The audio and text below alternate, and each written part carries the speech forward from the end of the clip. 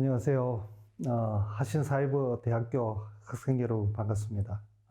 오늘 어서와 창업은 처음이지가 강의를 맡게 된 부산사 창업비즈니스센터 유접석 센터장입니다.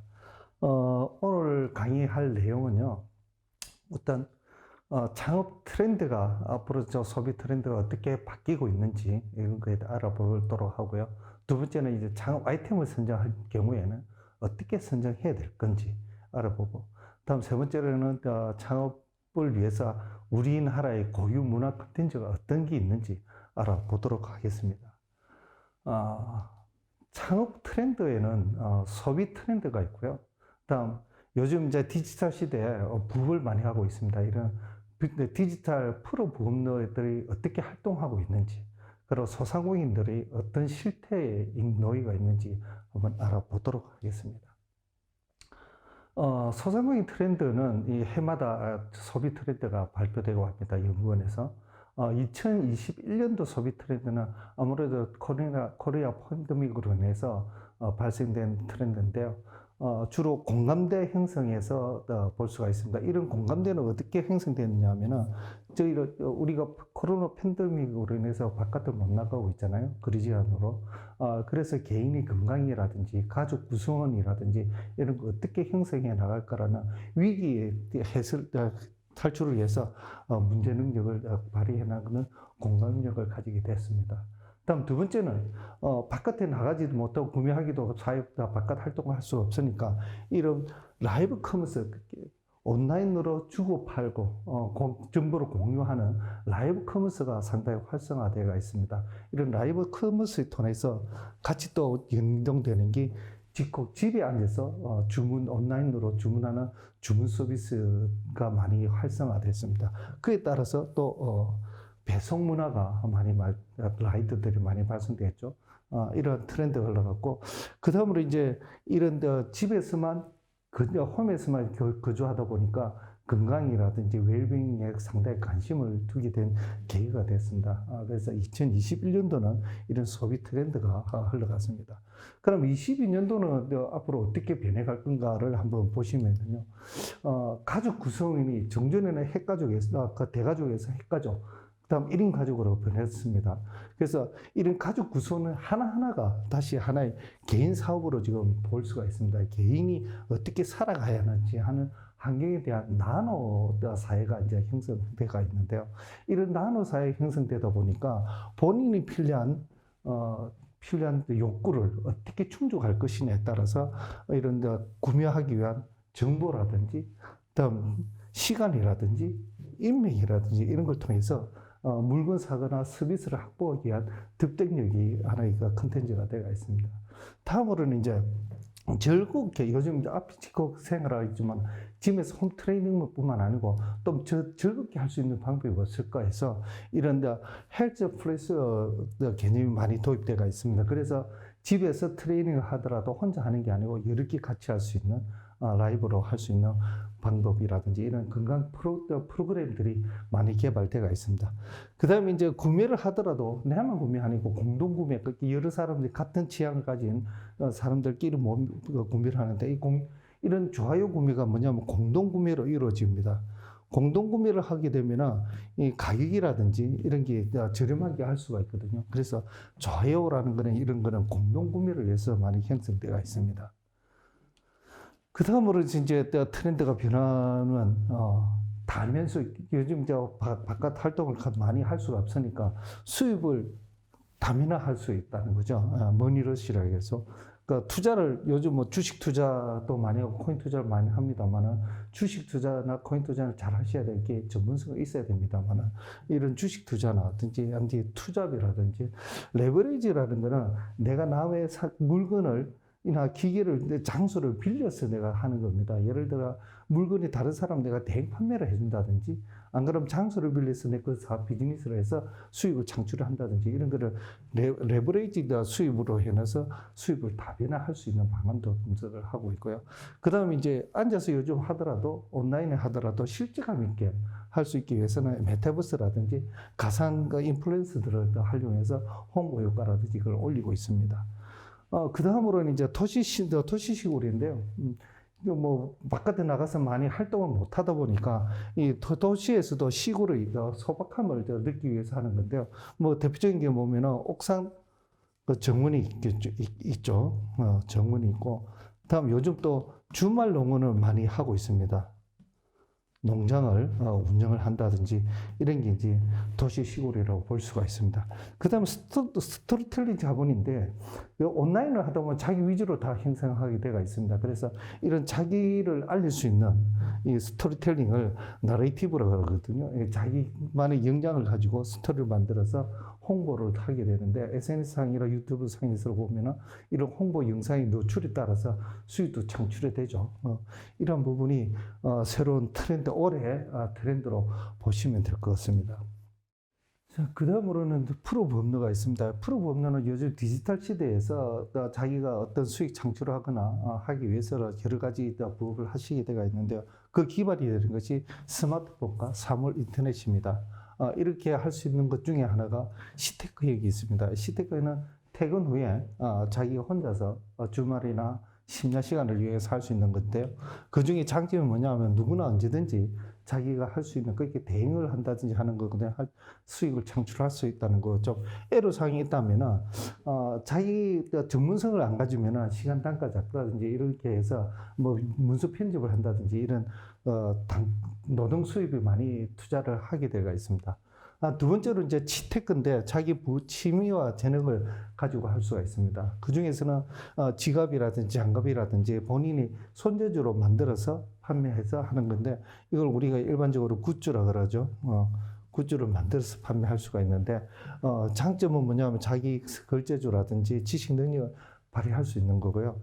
단점으로서는 전문성도 있어야 되고 내가 만들어야 마케팅도 해야 되고 배송 판매도 해야 됩니다. 이런 부분이 있기 때문에 이걸 좀 잘 고려하실 필요는 있을 거라고 보여집니다. 그 다음으로 이제 소테크형인데요. 이 소테크형이라는 거는 내가 하는 게 아니고 주로 어떤 기관이라든지 이런 걸 대행을 해주는 건데 SNS 마케팅을 주로 볼 수가 있습니다. 기업이나 사업장에 SNS 활동인데 이 대표적인 게 뭐냐면은 우리가 그 파워 블로그라 그러죠. 파워 블로그. 예. 파워 블로그 활동이 여기에 해당된다고 볼 수가 있습니다. 장점은 계정 활동을 통해서 고객을 확보하고 얼마든지 자기가 할 수가 있는데 단점은 뭐냐면 자기 고객 확보를 하고 있어야 이 가능하다는 겁니다. 그 다음으로서 이제 사업형 부분인데 이거는 이제 자기가 사업자를 내든지 직접 사업을 운영한다고 보시면 됩니다. 요즘 네이버 스토어라든지 글로벌 마켓셀링에서 마켓셀링을 하는 겁니다. 그거는 자기 제품도 있을 수가 있지만 타인 제품 내가 받아서 오픈마켓에서 판매한다든지 하는 방법이 그 중에 들어가는데 좋은 장점 중에 하나는 유통으로서 판매함으로써 자기 수익을 창출할 수 있어요. 그 단점 중에 하나는 뭐냐면 어떤 데는 자기 수익을 창출하기 위해서 물건을 사입하거나 그 공간을 가지고 있어야 되거든요. 이런 게 투자가 될 수가 있습니다. 이런 부분 잘 검토를 해보시면 자기 부업을 충분히 창출해 넣을 수 있을 거라고 보여집니다. 다음으로 이제 소상공인 실태 분석입니다. 소상공인의 전국적으로 보시면은 소상공인이 277만 1000개로 나가 있습니다. 근데 우리나라의 총 사업자 수는 320만 개입니다. 그러면 이 277만 개가 한 86% 정도를 차지하고 있거든요. 이런 86%를 차지하는 그 중에서 지역으로 경기가 60만 개를 차지해서 21.9%고요. 다음 서울이 51만 9천 개로 19% 차지하고 있습니다. 그 중에서 부산은 19만 8천 개로서 7.2%를 차지하게 되어 있습니다. 이런 식으로 소상공인들 분류가 상당히 넓게 분포되어 있다는 걸 알 수가 있습니다. 그 다음으로 이제 살펴볼 거는요, 소상공인들의 업종을 더 한번 살펴보도록 하겠습니다. 소상공인 업종을 보시면은 도소매 업종이 89만 1000개로 32%를 차지하고 있습니다. 그 다음으로 이제 음식밥업이 65만 개로 해서 23.7%를 차지하고요. 그 다음에 도소매업이, 아까 제조업이 35만 6천 개로서 13%를 차지하고 있습니다. 이 1순위, 2순위, 3순위입니다만은 다음 4순위가 어디냐면 개인 서비스 업종으로 4순위를 차지하고 있습니다. 그래서 제조업이나 소상공업이나 대표적인 게 이 도소매 엄숙박을 나타내고 있습니다. 이 도소매 엄숙박이 차지하는 비율이 56.2%를 차지하고 절반 이상이 이를 차지하고 있습니다. 그 중에 이 개인 서비스까지 포함을 하면은 66% 가까이가 소상공인 업종을 나타내고 있습니다. 이런 분포를 가지고 있기 때문에 여러분들도 업종 분석할 때는 경쟁이 좀 덜한데 이 중에서도 지금은 제품이 또 다 틀릴 수 있습니다. 아이템이 그걸 잘 분석해 보실 필요가 있을 거라고 보입니다. 다음은 소상공인들의 창업 동기에 대해서 한번 알아보도록 하겠습니다. 창업을 왜 하느냐고 봤을 때는 자신이 직접 사업을 운영하고 싶어서가 58.6% 가장 높습니다. 그 다음으로서 이제 내가 수입을 더 창출할 수 있을 것 같아서 하는 게 31.8%인데요. 이걸 두 개 합치면 거의 90%를 차지하고 있죠. 이래서 창업하는 분들이 이런 자기 수입을 창출하기 위해서 하는데요. 여기서 하나 잘 생각하셔야 될 게 창업하실 때는 충분히 창업 준비를 하시고 있는데 창업 준비 기간이 얼마나 걸리냐 하면은 10.2개월이 걸립니다. 10.2개월이 걸리기 때문에 근 1년 가까이 창업 준비를 하시고 내가 창업을 하셔야 될 것 같습니다. 그래서 이러한 동기분기를 잘 확인해 보시고 하실 필요가 있습니다. 그 다음에 이제 창업 비용입니다. 창업 비용을 실태조사, 소상공인 실태조사에서 나와 있는 게 업체당 평균 1억 2천만 원이 들어간답니다. 1억 2천만 원. 그 중에서 이제 업종별로 보시면은 도소음이 가장 높은데요.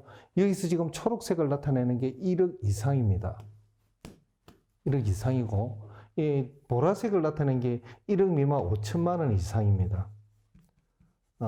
이것도 그 황금색은 5천만 원 미만으로 보시면 됩니다. 미만. 그러니까 1억 이상 들어가는 거에 47.6%가 제조업이 가장 높고요. 두 번째 엄숙박업입니다.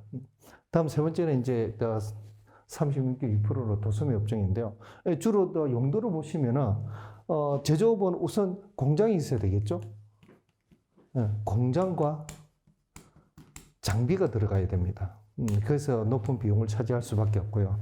다음 엄숙박업은 뭐가 있어야 됩니까? 점포와 시설이 들어가야 됩니다. 그래서 그 작업비가 높을 수밖에 없고, 도소매업에는 제일 많이 차지하는 게 상품이겠죠. 상품 구매를 하기 위해서는 이게 자금이 들어가니까 자금 소유 계획을 잘 잡으실 필요가 있습니다. 다음으로서 이제 소상공인들이 경영에 대해서 경영 애로가 뭐냐라고 봤을 때는 제일 먼저 차지하는 게 상권입니다. 상권이고, 다음 두 번째는 경쟁이 심한데요. 이 상권을 왜 상권이 높으냐 하면은 일반적으로 소상공인들의 업종에서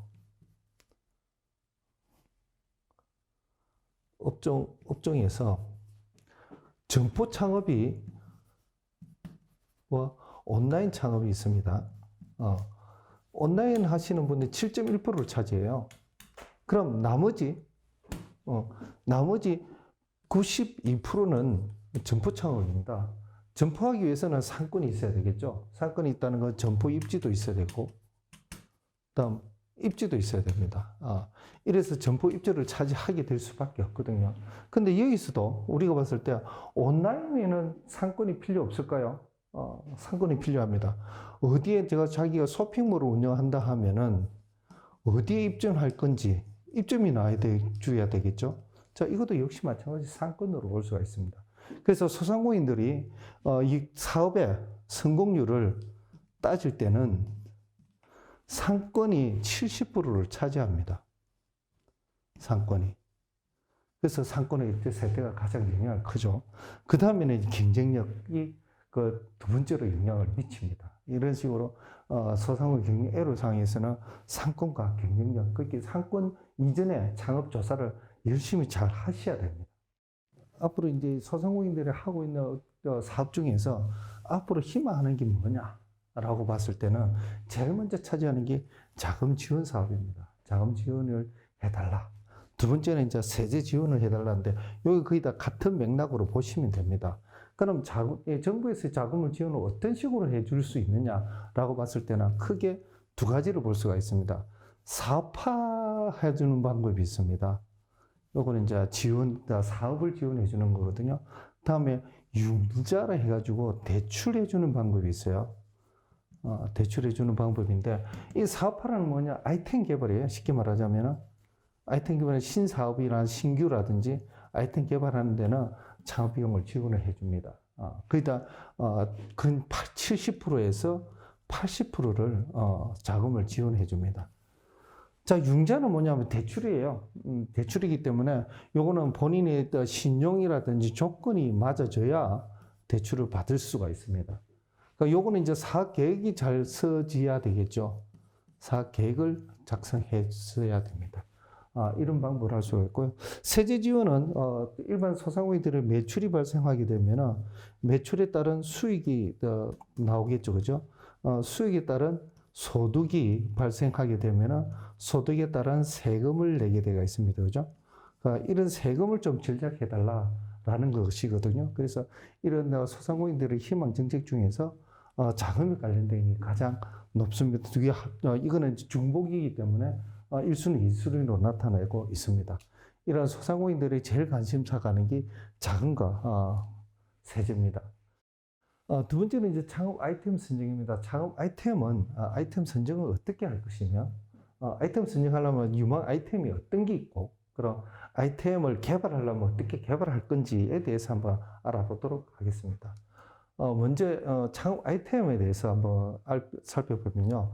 창업 아이템을 선정하기 위해서는 핵심 요소가 있습니다. 6가지. 우리가 일반적으로 많이 하죠. OW1H가 있는데요. 누구하고 할 것이냐. 이거는 우리가 보면 핵심 인재라고 합니다. 핵심 인재라고 하는데 벤처기업의 대부분을 보면 혼자 하는 게 아니고 파트너십으로 하고 있습니다. 그래서 본인이 다 못하는 거를 파트너와 같이 이 사업을 어떻게 할 건지라는 게 필요한데 아무래도 대표자의 저 능력이 우선이 돼야 되겠죠. 다음 두 번째, 무엇을 할 것인지. 내가 이 서비스를, 기술을 가지고 제조를 할 것인지, 안 그러면 서비스를 할 것인지, 다음 유통을 할 것인지, 이런 무엇을 내가 할 것인가를 한번 생각해 보실 필요가 있습니다. 그 다음에 이 사업을 내가 언제 할 것인지 볼 수가 있는데요. 소상공인들의 대표 업종이 앞에서도 우리 업종 분석을 해봤지만은 뭐가 있었습니까? 도소매와 음식이 있었죠. 음식입니다. 자, 그래서 소상공인 분석할 때 가장 대표로 많이 쓰는 게 음식업종입니다. 음식업종인데, 자, 음식업종에 대해서 한번 살펴보도록 하면은요. 음식업종에서 부산에 가장 유명한 음식이라 하면 어떤 게 있을까요? 부산의 음식업종 하면은 저는 대표적으로 밀면으로 보고 있습니다. 자, 밀면을 내가 창업을 하려고 합니다. 밀면을 하려면은 밀면의 계절은 언제죠? 계절이 여름입니다. 자, 여름에 사업을 하시려면은 언제 오픈을 해야 될까요? 봄에 오픈을 해야 됩니다. 자, 봄에 오픈을 한다 치면은 이 사업 준비는, 창업 준비는 언제 해야 될까요? 적어도 전년도 여름이나 가을에 창업 준비를 하셔야 됩니다. 그래야 이게 창업 시기에 맞춰 내가 창업을 할 수가 있겠죠. 그래서 이런 시기도 한번 생각해 볼 필요가 있고, 다음에 어디서 할 거냐. 조금 전에 소상공인들의 업종 중에서 점포 창업과 온라인 창업을 이야기했죠. 점포 창업의 상권에 영향을 미치는 게 92%라 했잖아요. 92%가 여기에 해당이 됩니다. 그래서 좋은 산포 입지를 정해셔야 됩니다. 그리고 이제 이런 서비스나 제품을 어떻게 내가 공급할 것이냐. 서비스 정보나 그렇게 고객의 가치 창조를 뭘로 해줄 것이냐는 거거든요. 어떻게? 서비스 마케팅이 다 포함이 됩니다. 그 다음에 이제 why? 내가 왜 이 창업을 하느냐? 이 창업 중에서는 제일 중요한 게 뭐냐면 창업 목표가 있어야 됩니다. 자, 창업 목표를 내가 얼마의 창업을 창업 매출을 얼마나 할 것이며 창업 정상화를 내가 언제까지 할 것이냐는데요. 우리가 창업을 저희가 소상공인 창업에서는 창업을 하고 6개월 내에 정상 영업이 가능해야 됩니다. 정상 영업이. 그리고 적어도 1년 이내 사업 수익이 발생해야 됩니다. 여기 가장 측정한 거고요. 그래서 창업 목표 다음에 그 다음에 할 거는 향후 비전을 가지고 있어야 됩니다. 쉽게 말하면 다음 아이템이죠. 가지고 있어야 이 사업을 계속 운영할 수가 있습니다. 자, 이렇듯이 이 창업의 아이템 구성 요소는 이렇게 만들어지가 있습니다만은 다음으로 또 생각해야 될 게 있습니다. 다음으로는 창업 아이템을 선정할 때는 가장 중요한 사항입니다. 이 중요한 사항 중에서 하나가 보시면은 실패율을 낮출 수 있는 방법을 생각해 보셔야 됩니다. 실패율을 낮추기 위해서는 자기 성격하고 맞는지, 그리고 이런 거를 자기 경력과 전문 지식을 잘 활용할 수 있는지, 다음 이런 경영 자원이라든지 이런 거를 자기가 할 수 있는 현실 가능한지, 그 다음에 이제 시대의 변화에 잘 읽을 수 있는지, 그리고 본인의 성격하고 잘 맞아야 되는데요. 소상공인들의 창업 성공률이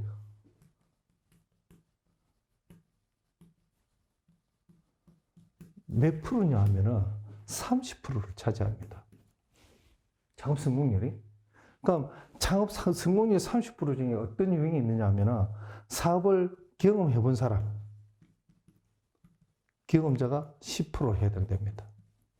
다음 동종업종에 근무해봤던 경험 있는 사람, 이거 10% 됩니다. 그 완전히 신규로 한 사람이 창업이 10%가 됩니다. 자, 그러면 역으로 성공입니다. 신규 창업자가 창업에서 실패할 확률은 90%예요. 그래서 창업을 하실 때는 충분히 자기 검토를 하시고 창업 준비를 하실 필요가 있습니다.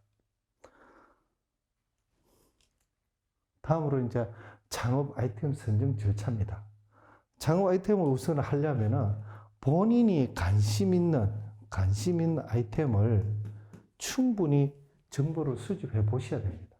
이런 정보를 충분히 수집해서 이 정보 아이템을 가지고 세 개뿐만 아니라 저는 가능한 한 많으면 많을수록 좋다고 합니다. 많이 수집을 해서 그 중에서 전문가나 자문을 통해서 내가 할 수 있는 후보군을 잡을 필요가 있는데요. 저는 여기서는 한 10개 이내에 아이템을 선정해 주실 필요는 있을 거라고 보여집니다.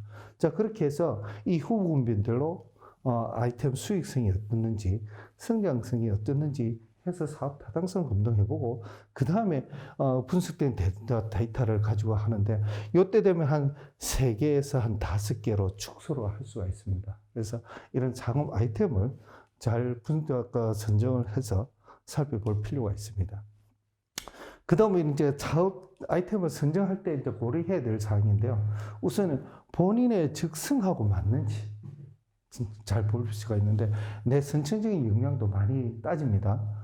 그리고 내가 할 수 있는 업종인지, 내가 경험이 있는지, 자금 조달이 가능한지 보시고요. 다음 두 번째 시장성입니다. 이 창업 아이템을 선정했던 게 경기라든지 동향의 영향이 없는지, 그리고 상권 입지에서 주변에 발전 가능성이 있는지 이런 것도 한번 같이 보셔야 되고요. 다음에 이제 수익성입니다. 자기가 투자한 자본에 대해서 매출이 충분히 수령할 수 있는지, 그 매출뿐만 아니라 수익도 창출해야 되겠죠. 그리고 내가 자본에 따른 규모가 가장 적절하게 이루어지는지 보셔야 되고요. 다음에 상품성입니다. 이 상품성은 고객 입장에서 내 이 가격으로 사갈 수 있는 유용한 아이템인지, 고객한테 인기 있는 상품인지, 그리고 이런 고객이 살 때는 AS라든지 제품 품질이 문제 없는지 이런 걸 볼 수 있거든요. 그리고 조달 공급이 가능한지도 보실 필요가 있습니다. 그럼 마지막으로는 이 사업 아이템 위험성이 없는지, 특히 인허가 문제라든지 이 거래처 분쟁 사항이라든지 뭐 요즘은 조합원들도 문제가 있을 수가 있습니다. 이런 부분에 자금 운용에 대해서도 한번 생각해 보실 필요가 있고요. 그래서 아이템 탐색할 때는 충분히 자기 아이템에 대한 검색을 해보고 하셔도 더하지는 않습니다. 다음은 유망 아이템에 대해서 한번 살펴보도록 하겠습니다. 유망 아이템에는 뭔가 유행 아이템이 있는데요. 유망 아이템은 본인이 창업자가 직접 계속 할 수 있는 아이템이라야 유망 아이템이라고 볼 수가 있습니다. 그래서 유망 아이템 판별 방법은 기존 업종에 대한 성장성이 계속 유지할 수 있느냐라고 보는데요. 일반적으로 창업이나 경영학에서는 라이프 사이클, 제품의 라이프 사이클이 있습니다. 라이프 사이클에서는 보시면은 크게 4단계 주기를 나누는데요. 0%에서 도약기가 있습니다. 도약기, 다음 성장기, 다음 성숙기, 다음 쇠퇴기가 있는데요. 창업을 하게 되면 0에서부터 시작하죠. 시작해서 어느 정도 창업을 시작했으면 오픈하게 되면 도약기라고 볼 수가 있겠죠. 도약기에서 어느 정도 이제 판매가 일어나고 영업이 이루어지면 다음 성장기로 도입하게 됩니다. 성장이 들어가서 어느 정도 이제 매출이 달성하고 본인이 정상 영업이 한다면 성숙기가 도달하게 되는데요. 이래서 1기, 2기, 3기에 들어가는데 어느 정도 성장하고 포화 상태가 일어나면 당연히 쇠퇴기에 떨어지겠죠. 근데 이때 떨어지는데 급하게 떨어지게 되어 있습니다. 그래서 이런 성장기 사업이라도 사이클이 항상 있는데, 자, 여기서 이제 조심했다, 하나 더 유의해야 될 거는, 소상공인들은 아이템을 계속 개발해 나가야 됩니다. 자, 성장기에서 어느 정도, 도약기에서 성장기 정도 올라가면 어느 정도 수익이 창출이 됩니다. 자, 여기 때부터 새로운 아이템을 시작을 해야 됩니다. 새로운 아이템을. 그래서 여기서 성장기에 지났을 때 도약기 시작하면은, 도약기에서 성숙기 올라갔을 때, 이 도약기에 올라가서, 다음에 쇠퇴기에 떨어질 때 성숙기 올라갑니다. 자, 요 사이를 우리가 말하는 데스밸리라 그러거든요. 데스밸리라 그러는데, 여기 벤처 기업들이 다 무너지고 합니다. 그래서 소상공인들은 한 아이템으로 계속 할 게 아니고, 어느 정도 성숙이 성장이 되면 다음 아이템을 또 개발하고, 다음에 또 개발하고, 이런 식으로 계속 성장성을 유지해 나가야 되거든요. 그래서 이런 시류에 따라서 자기 자금이나 성장기, 성숙기에 따라서 자기 아이템을 개발해 나가야 됩니다. 그리고 이제 자금의 횟수도 자기 투자한 금액에 대해서 자금 횟수가 할 수 있어야 되는데요. 앞에서도 잠깐 내가 살펴봤습니다만은 창업 비용이 연간 얼마 들어간다 했습니까? 1억 2천 정도 들어간다고 했습니다. 1억 2천만 원 들어간 것 중에서 보면은 기존 공장이라든지 점포 보증금 걸리는 게 한 30% 정도 걸려요. 그러면 적어도 한 9천에서 한 1억은 100만 원은 없어집니다. 매몰 자산이 됩니다. 그래서 이 매몰 자산을 회수해 놓을 수가 있어야 되는데, 요 기간을 4년으로 본다 하면은 1년간 얼마를 벌어야 될까요? 이거 9천만 원 이렇게 하면 적어도 4천만 원 이상, 아까 2천만 원 이상을, 2,500만 원 이상을 수익을 남겨놔야 됩니다. 남겨놔야 되는데, 그럼 월 기준으로 하면은 월 200만 원의 수익을 창출해내야 됩니다. 수익을 창출해내야 이걸 나중에 본전치기 하죠. 이런 계획을 가지고 내가 자금의 회수가 가능한지. 그리고 자금의 회수라는 건 뭐냐? 이건 투자 비용이고요. 자, 자금이라는 거는 예를 들어 재고를 내가 상품을 했을 때는 재고가 있습니다. 그죠? 재고를 1개월에서 2개월 넘어가면은 재고에 잠기면 안 됩니다. 자금 계속 들어가게 되어 있죠. 그래서 이 자금 회줄이 충분한지 한번 확인을 해볼 필요가 있고요. 그 다음에 이제 제가 같이 사업하는 업체 규모가 너무 많은 거 아닌지, 이런 것도 생각해 볼 필요가 있습니다. 그래서, 그 다음에 유행업종이 있는데요. 이 유행업종은, 유행업종과 유망업종 나눴습니다만, 유행업종에서 나오는 건 새로운 신규로 해서 아이템도 여러 가지 나오게 되어 있습니다. 그래서 이게 완전 다 나쁘다는 게 아니고, 여기서 좋은 거를 발췌해서 벤치마킹해서 유망업종으로 가져올 수 있으면 완전 베스트입니다. 그래서 이러한 업종 아이템을 잘 판단하실 필요가 있을 거라고 보여집니다. 그 다음으로서는 고객별로 이 창업 아이템을 어떻게 잡아나갈 거냐 한번 볼 필요가 있는데요. 고객들 따라서 저희는 이제 점포 입지, 소상공인 점포 입지 상권을 많이 영향을 준다 그랬죠. 그래서 이 영향을 주는 것을 한번 더 살펴보도록 하겠습니다. 살펴보시면 이 상권을 볼 때는 초중고나 대학생들이 가지고 많이 있는 스쿨존이라고 그러죠. 그죠? 학교 앞 스쿨존의 상권을 형성되어 있습니다. 두 번째는 직장인들이 많이 몰리는 것은 오피스존이라고 그러죠. 오피스존을 많이 형성하고 있고, 다음에 주부나 가족 단위로 하는 것은 주거지역이라고 그러죠. 주거존이라고 볼 수가 있습니다. 다음, 그런데 이건 이제 최근에 그 노령화 사회에 들어와서 고객층들이 많이 있습니다. 고객층들이 주로 가는 곳이 모이는 집단이 어떤 데가 있느냐 하면은 부산을 때문에 지역으로 나타내면은 연산동이 가장 많은 인집도를 나타내고 있습니다. 다음 두 번째는 중앙동입니다. 다음 세 번째로는 동네 지역을 보시면 되겠습니다. 그래서 이런 지역들이 있으니까 창업 아이템별로 내가 아이템을 찾으려면 어떤 입지에서 할 건지라는 걸 한번 잘 살펴보실 필요가 있을 거라고 보여집니다. 그 다음에 창업 아이템을 이제 구체적으로 실현하는 방법에 대해서 한번 알아보도록 하겠습니다. 창업 아이템을 다 실현하려면, 개발하려면 기존 아이템을 어떻게 개발할 것이냐라고 볼 수가 있는데요. 기존 아이템을 탐색하는 방법 중에서 이미 나가 있는 제품입니다. 제품을 새로운 수요를 창출해, 시장의 수요를 창출해서 하고자 하는 거거든요. 그럼 이제 예를 들어가, 우리가 이미 알고 있는 것 중에서 바카스를 알고 계시죠, 그죠? 자, 바카스는 옛날에는 그냥 피로 회복제로 했습니다. 피로 회복제, 회복이라 했는데, 요즘은 이제 생활 활력소로 바뀌어져가 홍보를 합니다. 자, 이렇게 해서 새로운 컨셉을 유도를 하거든요. 다음에 변경 제품이라는 것은 어떤 게 있느냐 하면은, 우리 생활 중에서 세탁을 한번 보실 필요가 있는데요. 세탁은 처음부터 세탁을 어떻게 합니까? 세탁 비누로 하죠, 그죠?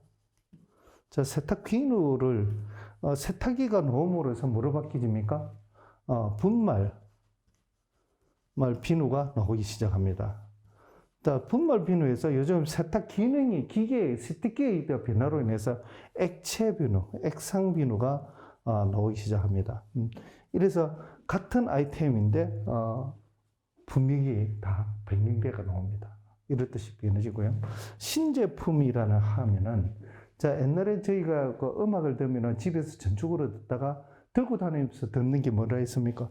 워크맨이라고 그랬죠, 그죠? 워크맨이 처음부터 시장에 나옵니다. 워크맨 오고 나서 90년대, 2000년 들어와서 뭐로 바뀝니까? MP3로 바뀝니다. MP3로 바뀌었는데, 최근에 MP3도 이제 없어졌죠. 뭐로 바뀌었습니까? 스마트폰으로 바뀌었습니다. 이렇듯이 제품의 흐름이 변해갑니다. 그래서 이런 제품 흐름을 어떻게 변화를 가져갈 것이냐라는 것도 한번 생각해 보실 필요가 있습니다. 그래서 이런 제품에 대해서 시장을 또 새로 형성하게 되는데요. 기존 제품, 아까 기존 제품은 뭐라 했습니까? 바카스를 그랬죠. 자, 바카스가 기존 시장이 어떤 시장이 있고 새로운 시장이 어떤 시장이 있는지 봅시다. 옛날에는 바카스를 어디서 팔았냐 하면 약국에서만 팔았습니다. 자, 근데 새로운 시장이 어떤 게 확장되어 있습니까? 편의점. 다음 또 최근에 또 만들어진 게 드럭스토어가 만들어졌죠, 그죠? 형성되어 있습니다. 이렇게 시장이 만들어집니다. 다음 변경제품이 아까 세제라 그랬죠, 그죠? 세제라 그랬는데, 이 세제가 옛날에는 어디서 했습니까? 집 앞에 있는 가게, 공문가게, 마트에서 판매를 했댔습니다. 근데 요즘 새로운 시장은 뭐 온라인도 다 있습니다만은, 최근에 뭐냐면 전자 제품점에서, 전문점에서도 세탁기를 팔면서 끼워 팔기를 합니다. 이런 식으로 온다고. 다음 신제품도 옛날에는 기존 시장 이걸 어디서 샀습니까? 전자 대리점에서 샀습니다. 대리점에서 판매했는데 요즘 어디서 팝니까? 온라인도 판매하고 있지만은 전자 전문점이 있죠, 그죠? 전문점에서도 판매하고 있습니다. 그리고 요즘 이동통신 대리점에서도 판매하고 있죠. 이런 식으로 시장이 자꾸 확장되고 확대되어 나갑니다. 이런 시장 확장도 한번 잘 분석해 보면서 신사업 아이템 개발을 생각해 볼 필요가 있습니다. 그래서 이런 아이템에 대해서 분석을 해보려면 우선 아이템 선정을 하기 위해서 정보를 신문이라든지 언론이라든지 인터넷을 통해서 자료를 많이 생성시켜야 됩니다. 본인이 찾아보고 그런 아이템을 가지고 분석을 해서 이 분석 아이템을 통해서 내가 아이템을 선별을 해야 되는데요. 적어도 아까 제가 가능한 한 많은 정보를 가지고 하되 1차 분석은 한 10개 정도 해서 최종 선정은 한 3개에서 한 5개 정도로 뽑아라 그랬죠.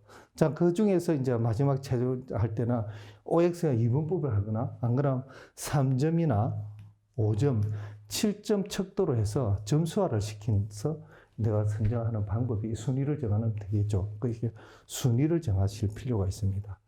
자, 이렇게 해서 자기 아이템을 최종적으로 선발할 수 있는 방안을 생각해 보시면 아이템을 좀 더 원활하게 찾아 나갈 수 있지 않겠냐 보입니다. 그래서 아이템을 더 선정할 때는 제일 먼저 봐야 될 게 성장성이 있고 발전성이 가능한지, 내 본인의 경험이나 특징을 잘 할 수 있는 업종인지, 그 업종의 인허가가 문제가 없는지, 그 다음으로 중요한 게 이제 실패와 위험이 있는 업종인지 아닌지, 그 마지막으로 본인이 계속 사업을 해서 계속 할 수 있는 아이템, 이걸 저희가 말하는 유망 아이템이라고 합니다. 유망 업종. 그래서 이게 대한 여러분들 충분히 자료 조사를 하시고 해도 안 됐습니다. 그래서 창업은 충분한 절단을 건너서 본인이 할 수 있다고 볼 수가 있습니다. 자, 그럼 이제 이런 창업하기 위한 핵심 요소 중에서, 핵심 3요소 중에서 제일 필요한 게 창업자의 적성과 창업 유형입니다. 창업 유형은 뭐냐면은 내가 기술을 가지고 있어 하는 기술 아이템인지, 안 그러면 내가 서비스 위주로 할 수 있는 서비스 아이템인지, 다음 안 그러면 내가 유통을 통해서 하는 유통 아이템인지, 이런 걸 보실 필요가 있습니다. 그래서 이 본인의 유형을 참고로 해서 두 번째, 이런 아이템이 갖춰야 될 기본이 뭔지, 자본력이라든지 또 상권이라든지 다음 고객층이라든지 이런 걸 잘 분석해 보실 필요가 있습니다.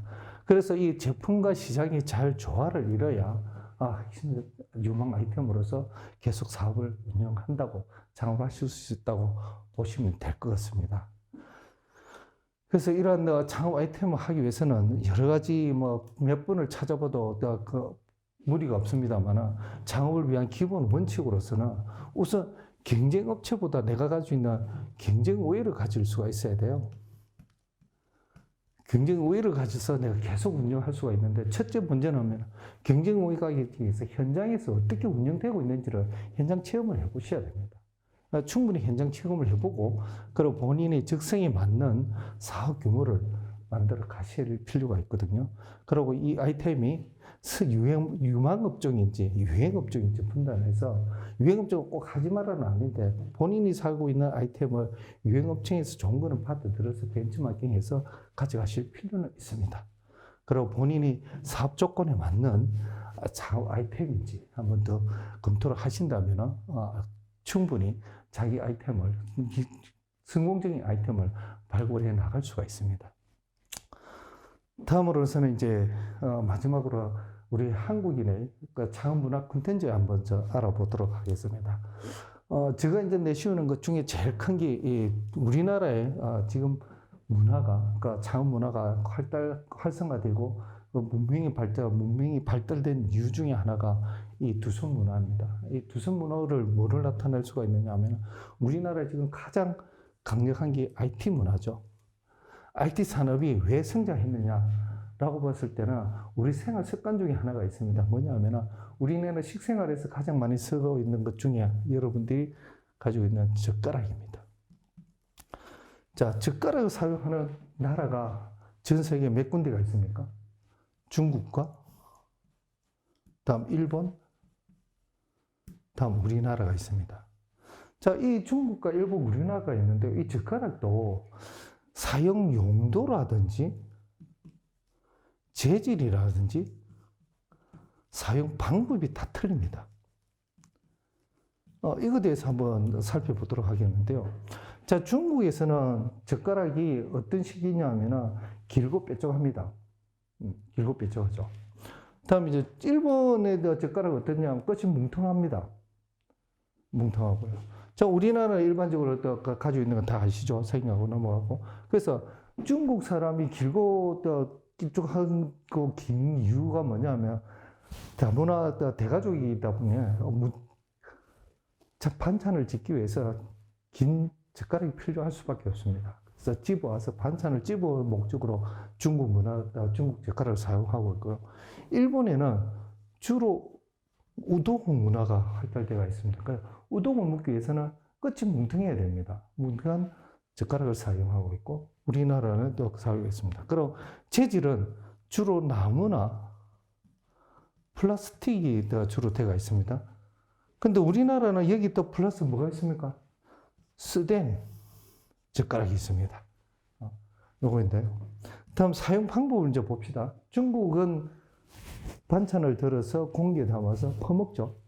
퍼먹습니다. 일본 사람 우동은 그냥 찝어 먹죠.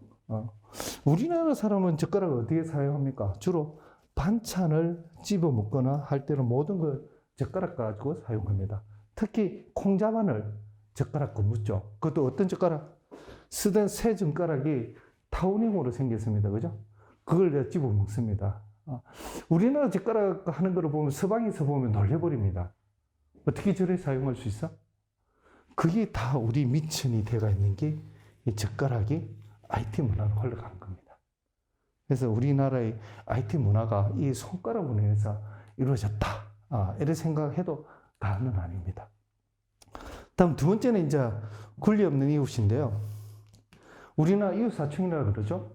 조금 전에 생각이 중국, 일본에도 보면 이웃사촌이 있을까요, 없을까요? 당연히 옆에는 이웃사촌이 있죠. 근데 우리나라처럼 정이 있는 문화는 없습니다. 옆집에 이렇게 뚱이네 젓가락이 몇 개고 숟가락 몇 개까지 다 하는 거는 일본도 없고 중국도 없습니다. 그것이 우리나라는 이 정문화가 활성화되어 있습니다. 그래서 지금까지 우리의 정문화가 K 컬처를 다 나타내고 있습니다. 예. 그래서 우리나라의 정문화를 좀 더 활성화시킬 수 있는 방안. 그 다음에 집단적 소비 단체인데요. 집단적 소비라는 것을 얼리 어댑터라고도 볼 수가 있는데요. 지금 세계적인 명품 회사에서는 우리나라의 시범 타켓 시장으로 지금 보고 있습니다. 그 이유 중에 하나가 뭐냐면 우리나라 그런 거를 빨리 테스트하고 집단적인 문화가 빨리 형성되어 있다는 거죠. 그 대표 중에 하나가 가장 계기가 됐던 기가 언제냐 하면 2002년도 월드컵입니다. 자, 월드컵 때 하면은 여러분들 생각나는 거 붉은 악마죠. 그죠? 네. 자, 집단적으로 길거리 응원을 하고 있습니다. 전 세계인들이 우리나라에 하고 있는 월드컵 보고 깜짝 놀랍니다. 어째 전 국민은 빨간 티를 입고 내가 길거리에서 그래 응원을 할 수 있느냐는 거거든요. 그래서 그러한 집단 문화를 보고 놀래버립니다. 그 중에서 축구하면은 축구 종족이 영국이죠. 영국에서 축구하면 가장 대표적인 게 누굽니까? 홀리건이잖아요. 축구 홀리건들. 이 홀리건들이 우리나라 북은 아마한테 두 손을 다 들었습니다. 야, 저 정도 응원할 줄 몰랐다 이거죠. 그래서 우리나라가 다시 세계적으로 보게 된 시작인 게 이 월드컵 이후에다가 일어나게 됐습니다. 그 다음으로는 이제 우리나라의 생존 문화인데요. 이 생존 문화가 어떻게 바뀌었느냐. 사실 우리나라는 여태까지 외래 침략을 많이 받아왔습니다. 그리고 외래 침략과 또 하나가 뭐냐면 계절이 있습니다. 사계절이 뚜렷한 나라, 우리나라죠. 그러다 보니까 생활 준비를 철저히 해야 됩니다. 거의 빨리빨리 하게 되고 계절이 오기 때문에. 그래서 그거로 인해서 발생된 게 뭐냐? 부지런함. 다음에 근면입니다. 지금까지 우리나라가 새마을 운동부터 해서 한강의 기적에 의해서 우리나라의 기적을 만들어낸 게 이게 기본 바탕이라고 저는 생각합니다. 그래서 우리나라의 생존 문화가 우리를 어떻게 변화해 주는가를 알 수가 있습니다. 또 그 다음에 이제 이성별 우정이라는데요. 이 여성 우정이는 뭐냐면 저는 쉬운 말로 할게요. 치맛바람이라고 그럽니다. 치맛바람은 뭐냐 하면은 뭐 좋은 뜻으로 치맛바람입니다. 우리나라의 교육열을 올린 거는 이 치맛바람입니다. 그로 인해서 우리나라의 교육 수준이 상당히 올라갔죠. 교육 수준이 향상됐습니다. 그 국가 경쟁력도 같이 향상됐죠. 이런 게 우리나라의 가장 기본이 되는 겁니다. 그 다음에 이제 노인네들의 지혜인데요. 우리나라의 K푸드가 한참 지금 알아주고 있죠. 그죠? K푸드가. 자, K푸드의 가장 밑바탕에 되어 있는 게 뭐냐 하면은 우리 장문화, 다음 찌개 문화. 이겁니다. 장과 찌개를 주로 뭐로 할까요? 전부 다 발효 음식입니다. 발효 음식이 우리 문화에, 식생활 문화에서 가장 기본이 되거든요. 이런 거를 우리 노인네들의 지금까지 생활지에서 나온 겁니다. 이렇듯이 우리 생활에서 가장 기본이 되고 우리 고유 문화를 어떻게 잘 창출할 수 있느냐라는 거를 좀 더 창업을 하시면서 우리 문화를 좀 살릴 수 있는 방안을 생각하신다면 좋은 아이템 발굴할 수 있지 않겠냐, 그래 보고 있습니다. 자, 그 다음으로는 이제 이걸 한번 보실 필요가 있는데요. 여기가 어딜까요? 여기가 싱가포르입니다. 싱가포르에 제가 언제 가봤느냐 하면은 2005년쯤일걸요? 갔을 때는 이 건물이 지어지고 건설하고 있었을 때입니다. 이 건설을 누가 했느냐? 우리나라 상용건설에서 이걸 건설하고 있었습니다. 근데 싱가포르라는 나라는 재밌는 게 뭐냐 하면은, 국가가 투자를 유치를 합니다. 자, 이거 저다 국가가 운영합니다. 근데 세계 각국에서 이 투자를 다 하는 거예요. 이 건물을 지었거든요. 자, 싱가포르이 주로 인종은 어디에 인종입니까? 중국이거든요. 예. 자, 중국입니다. 근데 이 건물을 잘 보시면 세계동으로 형성되어 있죠. 세계형으로 되어 있습니다. 이 세계 건물로 되어 있는데, 세계 건물 중에 한 건물을 잘 옆에서 살펴보면은 요래 한 건물이 있고 요래 한 건물이 두 개 건물이 맞붙어서 하나의 동이 되어 있습니다. 요거를 잘 보면은 8발자일죠. 중국에서 8발자를 가장 좋아하죠. 이런 식으로 8발자로 만들어지고 있는데, 그 중에서 관심 가지고 봐야 될 게 요 인피니티 수영장이 있습니다.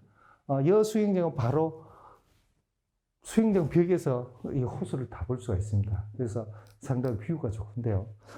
이 당시에 또 하고 나서 최근에는 호텔 투어 비용을 받고 호텔을 투어할 수 있습니다.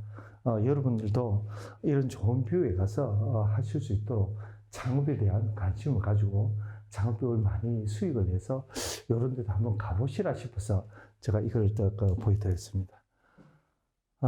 마지막으로 이거를 하나 보고 마무리를 하도록 하겠습니다.